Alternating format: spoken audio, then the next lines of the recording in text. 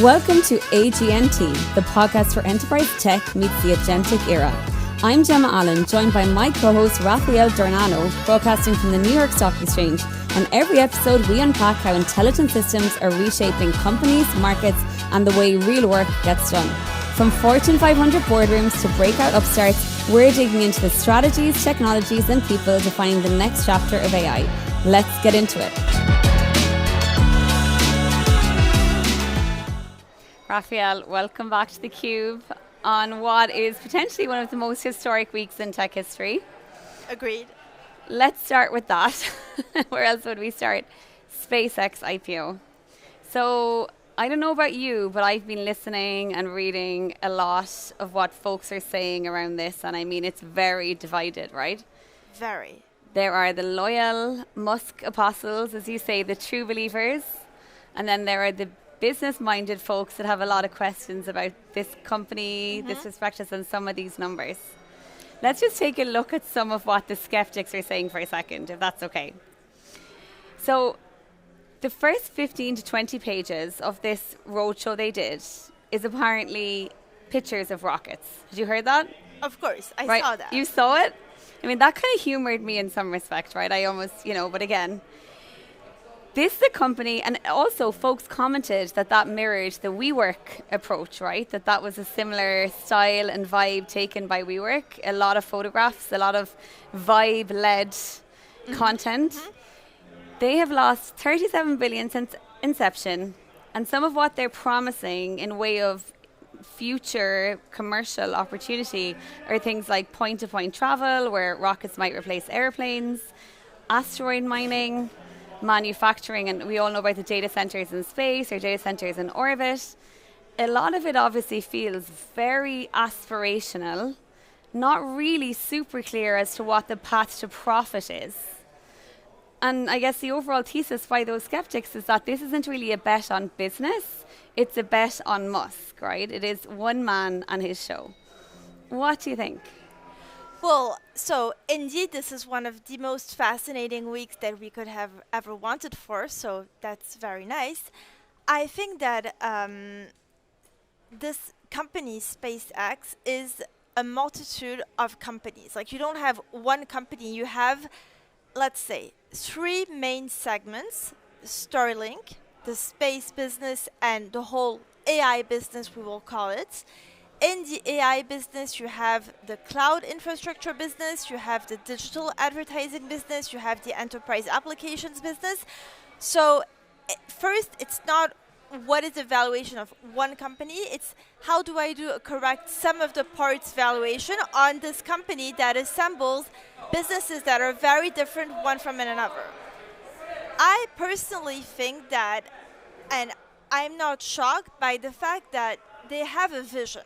Like, Musk is one of the best, one of the best entrepreneurs. I have a ton of respect for him, which I would like to start by saying. I mean, he's controversial on many aspects, but when you look at the person, he's accomplished what many people would wish to accomplish in their lifetime. So the fact that he's presenting like this amazing picture of what he thinks the world will be, and indeed you have a lot of pictures in that 300-page S1, that's the part that I would say doesn't shock me, actually. I actually want to believe that. What really shocks me, and that I'm surprised that people have not pointed harder on, is that I have referred to this as a black hole in the S1. Think about this. When they present the size of the market, we're on a market that is, I think, it's 28.5 trillion. Okay, trillion, 28.5. In that 28.5, you have 26.5 trillion that is related to the whole AI business. That's a big part. And in the 26.5 trillion, you have 22.7 trillion. That is 86% of those 26.5 trillion that is called enterprise applications. But where on earth does that come from? Since when is XAI an enterprise player like Anthropic or the like, or like Google, like OpenAI, if we give them that credit? Like, what is, I mean, what? Like, big question mark here. And so everyone is kind of focusing on, oh my God, there are like rockets and there's pictures. I actually, like, I don't care about that, and I forgive him. And again, not that I forgive him, it's not the term, but like, I'm okay with all of that. And I can believe that we have data centers on space. I have no clue how, but I can actually believe that there's a path to that happening. I mean, at least I do not have a path to saying that is not possible. I give him credit for everything around that. But please help me articulate how you have 86% of the TAM of like the biggest TAM, which is 26.5 trillion of like AI, which I looked at this 300 pages, I could just not find anything. So then I had to build my own conviction. Okay, well maybe they buy Cursor, which is what they're doing. So Cursor gives them like a coding wedge. So they go back into the enterprise like Anthropic has done. Okay, maybe, but I'm the one articulating that. No one else has. I mean, their S1 doesn't articulate that. So my take, to take a step back here on SpaceX, it's a super ambitious IPO. It makes it fascinating as an object of study. It's multiple different businesses, some of which are science fiction, but which may have a path to actually happening. But to your point, like, I'm not even looking, I haven't even mentioned the profitability, the numbers. I just don't care about this at this point. It's valued 100 times revenue, but that is not a shock for me. The shock for me is, why on earth would you put all of that, like, that aspiration in a black hole? Like, there is no other word than a black hole for this. So it's very interesting you say that I'm not necessarily looking at the profitability, because again, in my humble and, somewhat less mature understanding, isn't the entire point of an IPO, though, about path to profitability? Isn't it about the return on the investment for the investors? Like, that is the basis of any public listing, right? It's that you will put money in, you'll get money out. Why is this IPO, and I mean this entire era and moment we're in around AI, suddenly challenging something that's been so fundamental? It's almost like it's this big elephant in the room that we're just ignoring until we have no choice but to see it, like, right, live in our faces. How is this happening so evidently? Well, I think you raise really an excellent question, and I think it's also what is causing a part of the volatility that we're seeing on the public markets right now, where, like, to the credit of SpaceX, OpenAI and Anthropic are exactly in the same situation. Now, again, OpenAI is saying that they're going public. Anthropic just filed to go public, both confidentially. So it's not just SpaceX. All the AI labs, and Google would be an exception, but Google, I mean, is already a very big public company. So obviously they have a different path. None of those three companies can claim that they will be profitable anytime soon. We saw last week that Anthropic had reached profitability over Q2. We also discussed here on the show that it was very fragile, in the sense that the tremendous growth that we have seen has to continue growing at the same tremendous growth to actually match the compute budgets that are required, and self-recursive improvement, actually accentuates the fact that you need even more compute, so challenges the path to profitability. It's done because Anthropic has been profitable for one quarter, that anyone thinks that it will keep going that way. I'm not saying it will not. I'm saying, I have absolutely no conviction on that happening right now. OpenAI, it's exactly the same thing, I would say even worse. So those are different species that are going to the public markets, on which you are making a generational bet that when SpaceX goes public at 1.75 trillion, even though you would think that reasonable assumptions place that just below 1 trillion, which, by the way, is already a very massive number. I mean, I'm kind of generous to be saying I think some of the parts valuation, I arrive at 950 billion. It's superior to what Morningstar has. They're slightly below 750, exactly. Right? So I would say I'm not too much of a bear. I'm actually, I think, reasonable in the assumptions.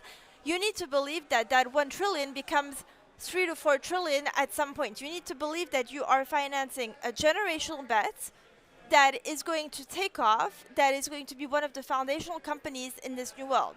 So, of course, the mental models that we have had up until now are completely obsolete. You need to look at very different things. Is this company able to be the orchestrator? Is this company able to, in the AI business, go against the commoditization of intelligence with frontier intelligence that is staying more and more expensive? And I think that's one of the trends that we can spend a bit of time on. We have said that intelligence is becoming abundant, cheaper and cheaper. We're clearly seeing with the release of Anthropic's latest model yesterday, and it's only one of the signs, kind of a bifurcation where frontier intelligence is actually being more expensive potentially. However, the rest of the intelligence, whether like Sone, like Opus models, like from other like generations, or like of course open source, which is already free. I mean, despite the inference costs, you're seeing that frontier intelligence is not necessarily like commoditized to be determined. You're seeing that you can monetize everything related to the hardness, so what goes around the model and actually allows the intelligence to be deployed in an enterprise. So it's a bet that this is going to capture massive returns. That's what you need to believe in to be able to invest in a company like SpaceX. As of now, SpaceX, so XAI, Grok is not at all one of the leading foundation models per artificial analysis. They're not the best at the hardness.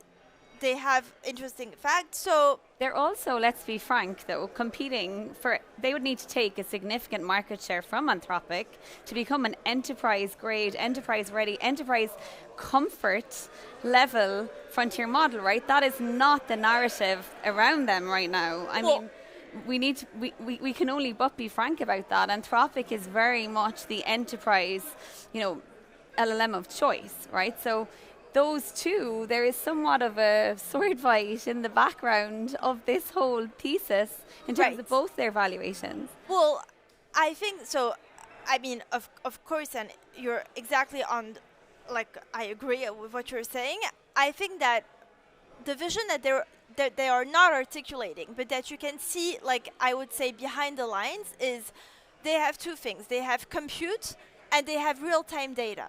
It's not written as that, but if you take a step back and if you say to yourself, okay, how on earth do I get a conviction that I believe in this enterprise AI application, which again is a huge part of the TAM?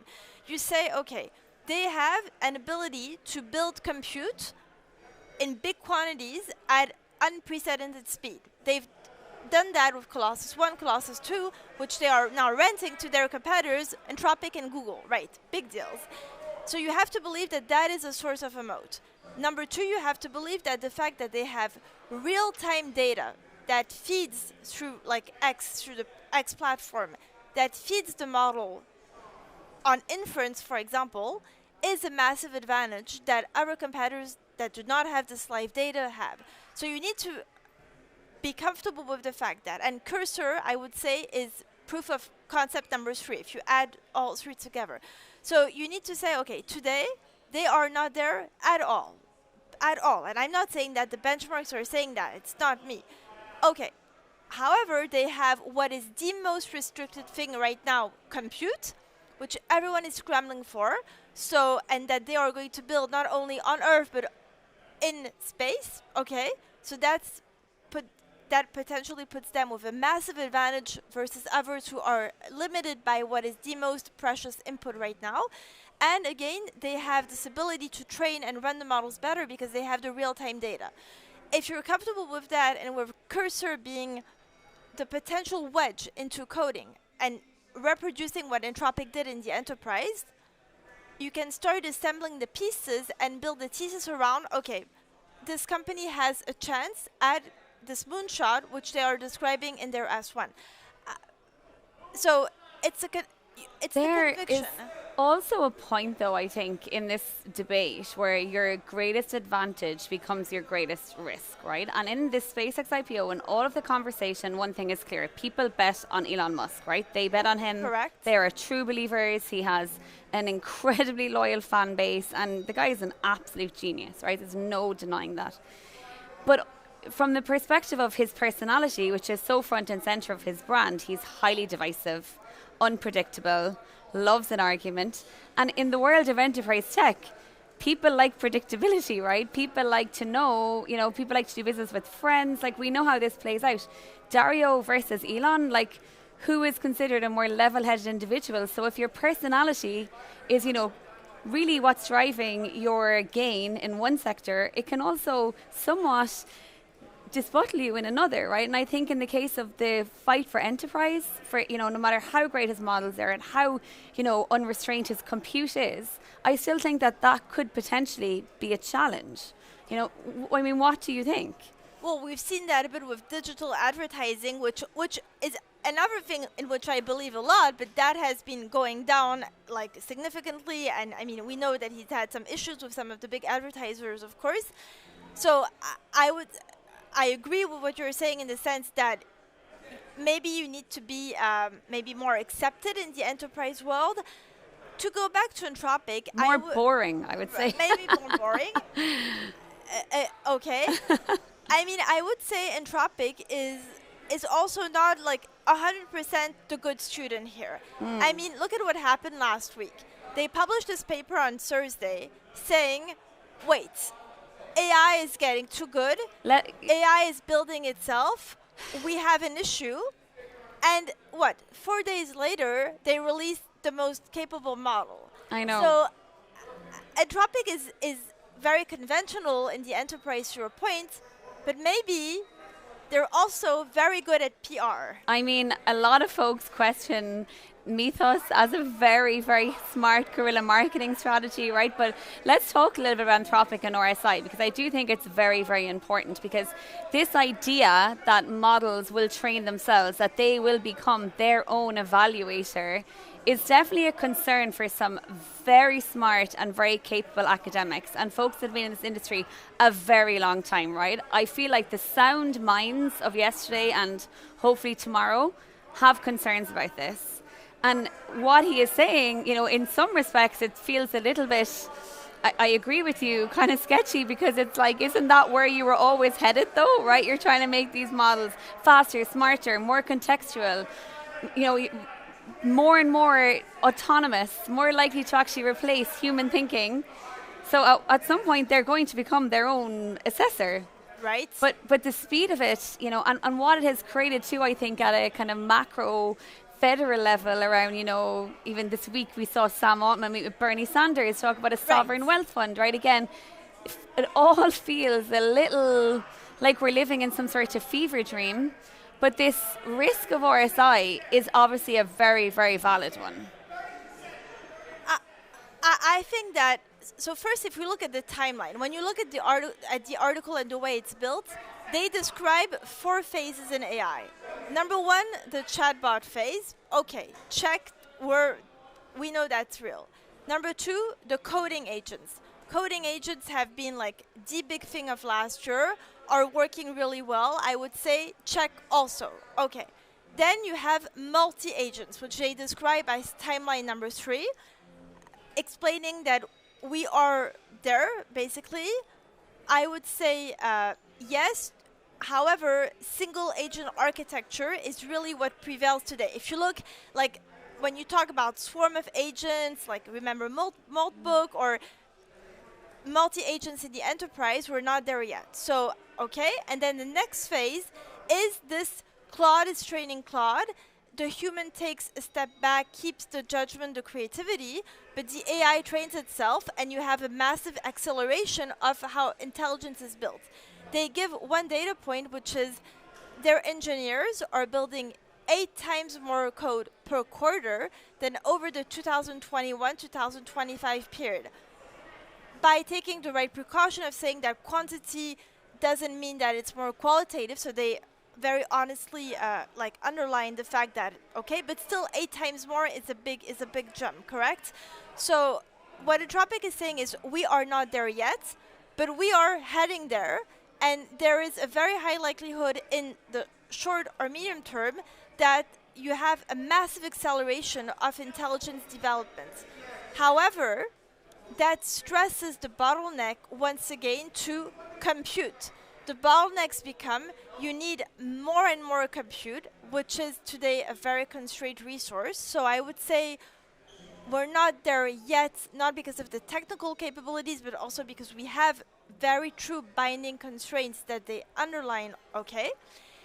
For AI to be deployed at scale, you need the real world context that companies have in the real world. So you can have like the most intelligent model. We're not going to be a society of AI unless you actually ground that to like operational context in the enterprise. So that's a second limiting factor. So we're on that trend for sure. Speaking of tremors, last question on an important topic, I think. There is a lot of nervousness right now about these three pending IPOs, right? SpaceX on Friday, OpenAI and Anthropic in somewhat of a race. It's believed that Anthropic will likely go first, but OpenAI will follow. And, you know, a lot of folks are like, is there enough money? Is there enough cash? Is this the moment the bubble bursts? Is the magnitude of what has been promised suddenly going to be met with the reality of what's happening, right? A lot of nervousness. Short, in as quickly as you can explain to me, what do you think? Like, how nervous are you as someone who runs a hedge fund? And, you know, where do you think the truth lies here? I would not be surprised if we had like a crack around the summer. Like I wouldn't be like completely like surprised. I'm very hedged in my approach, so I have a huge conviction in this whole build out, which I have said this many times. We are just at the beginning of the build out, so I'm very bullish on this is very real. There's an acceleration coming. We have bottlenecks that are not just compute, they're like all of like the like bottlenecks in memory and like wafers, like that's very real. So for me this is continuing. I've really hedged the portfolio to be able to, when you have drops like on Friday the Nasdaq lost 4%, like you can have a really bad day if you're not hedged correctly. It's been very like movemented this week also. So I think we're going to see more and more volatility on the public markets because there's a lot of stress associated with like the massive amounts that are needed to make room for these IPOs. I think we're also going to see massive movements in the companies that are going to be disinvested from to make room for investing in. I mean, money is not unlimited, so you have to take away from somewhere to put it elsewhere. So you're going to see, in my view, a big rotation in some of the well-known AI names to come. Every day you wake up, you don't know what's going to happen. You need to like manage stress. Okay, last question, 10 seconds. When I am back here with you in 2 weeks' time, should I have bought SpaceX shares? Yes or no? No.